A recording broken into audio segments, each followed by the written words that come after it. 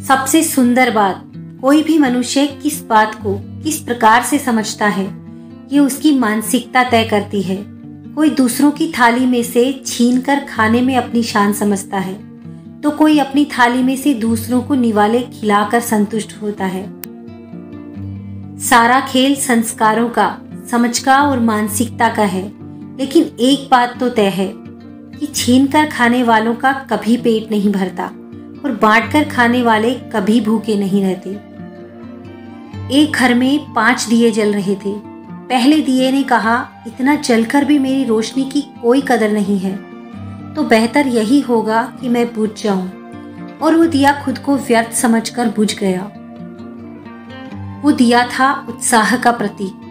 ये देखकर दूसरा दिया, जो शांति का प्रतीक था, कहने लगा, मुझे भी बुझ जाना चाहिए। निरंतर शांति की रोशनी देने के बावजूद भी लोग हिंसा कर रहे हैं और शांति का दिया बुझ गया। चौथा दिया समृद्धि का प्रतीक था। 5वां दिया अब भी जल रहा था। घर में एक लड़के ने प्रवेश किया। उसने देखा कि एक दिया तो अभी भी जल रहा है। वो खुशी से झूम उठा। उसने 5वां दिया उठाया और बाकी के सारे दिए जला दिए। जानते हो 5वां दिया कौन सा था? वो था उम्मीद का दिया। इसलिए मन में हमेशा उम्मीद का दिया जलाए रखिए।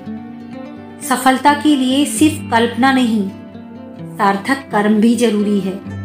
सीढ़ियों को देखते रहना ही पर्याप्त नहीं होता, सीढ़ियों पर चढ़ना भी जरूरी है। खुशी जल्दी में थी, रुकी नहीं। हम फुर्सत में थे, ठहर गए। लोगों की नजरों में फर्क अब भी नहीं है। पहले मुड़कर देखते थे, अब देखकर मुरझाते हैं। आज परछाई से पूछ ही लिया, क्यों चलती हो मेरे साथ? उसने हंसकर कहा, दूसरा कौन है तेरे साथ? संसार में तुम्हारा अपना कोई नहीं है। सब अपने स्वार्थ के कारण ही तुमसे जुड़े हुए हैं। और जब तक व्यक्ति को इस बात का एहसास नहीं होता, तब तक उसमें परमात्मा के प्रति प्रेम और विश्वास नहीं उत्पन्न होता।